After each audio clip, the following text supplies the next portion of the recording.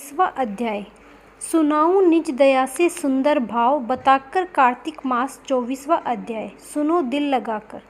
राजा पृथु बोले, हे मुनि श्रेष्ठ, आपने तुलसी के इतिहास, व्रत, महात्म्य के विषय में कहा। अब आप कृपया करके मुझे ये बताएं कि कार्तिक मास में क्या और भी देवताओं का पूजन होता है, यह भी विस्तार पूर्वक बताएं। नारद जी बोले, पूर्व काल की बात है, सहा पर्वत पर करवी कर में धर्मदत्त नामक विख्यात कोई धर्म के ब्राह्मण रहते थे। एक दिन कार्तिक मास में भगवान विष्णु के समीप जागरण करने के लिए वे भगवान के मंदिर की ओर चले। उस समय एक पहर रात बाकी थी। भगवान के पूजन की सामग्री साथ लिए जाते हुए ब्राह्मण ने मार्ग में देखा कि एक भयंकर राक्षसी आ रही। उसका शरीर नंगा और मांस रहित था। उसके बड़े बड़े दांत, लपकती हुई जीभ और लाल नेत्र देखकर ब्राह्मण भय से थर्रा उठा। उनका सारा शरीर कांपने लगा। उन्होंने साहस करके पूजा की सामग्री जल से ही उसी राक्षसी के ऊपर प्रहार किया। उन्होंने हरि नाम का स्मरण करके तुलसी दल मिश्रित जल से उसको मारा था, इसलिए उसका सारा पाप नष्ट हो गया। अब उसे अपने पूर्व जन्म के कर्मों के परिणाम स्वरूप प्राप्त हुई दुर्दशा का स्मरण हो आया।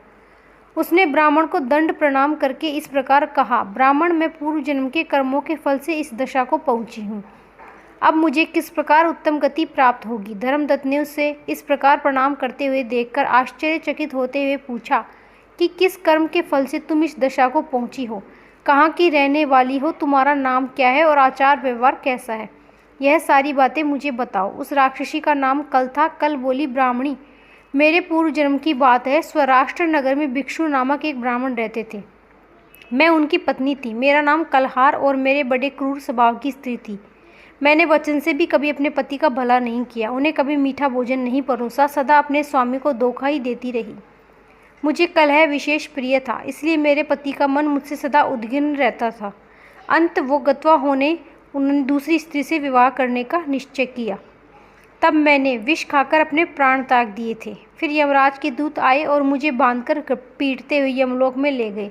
वहाँ यमराज ने मुझे देखकर चित्रगुप्त से पूछा, चित्रगुप्त, देखो तो सही इसने कैसा कर्म किया है। जैसा इसका कर्म हो उसके अनुसार यह शुभ या अशुभ प्राप्त करे। चित्रगुप्त ने कहा, इसका किया हुआ कोई भी शुभ कर्म नहीं है। यह स्वयं मिठाइयाँ उड़ाती थी और अपने स्वामी को उसमें कुछ भी नहीं देती थी। उसने सदा अपनी स्वामी से द्वेष किया, इसलिए यह चमका दूरी होकर रहे। सदा कलही में इसकी प्रवृत्ति रही, इसलिए यह विष्ठा भोजी सकरी की योनि में रहे। जिस बर्तन में भोजन बनाया जाता है उसी में यह सदा अकेली खाया करती थी। संतान का भान करने वाली बिल्ली हो, इसने अपने पति को निमित्त बनाकर आत्मघाती किया है, इसलिए यह अत्यंत निंदनीय स्त्री प्रेत के शरीर में कुछ काल तक अकेले ही रही। इसे यमदूतों द्वारा निर्जल प्रदेश में भेज देना चाहिए। वह दीर्घ काल तक यह प्रेत के शरीर में निवास करे, उसके बाद यह पापिनी शेष 3 योनियों को भी उपभोग करेगी। कल ने कहा, विप्री, मैं वह पापिन कह रहा हूँ। इस प्रेत शरीर में आए मुझे 500 वर्ष बीत चुके हैं। मैं सदैव भूख प्यास से पीड़ित रहा करती हूँ। एक बनिए के शरीर में प्रवेश करके मैं इस दक्षिण देश में कृष्णा और वेणी के संगम तक आई हूँ।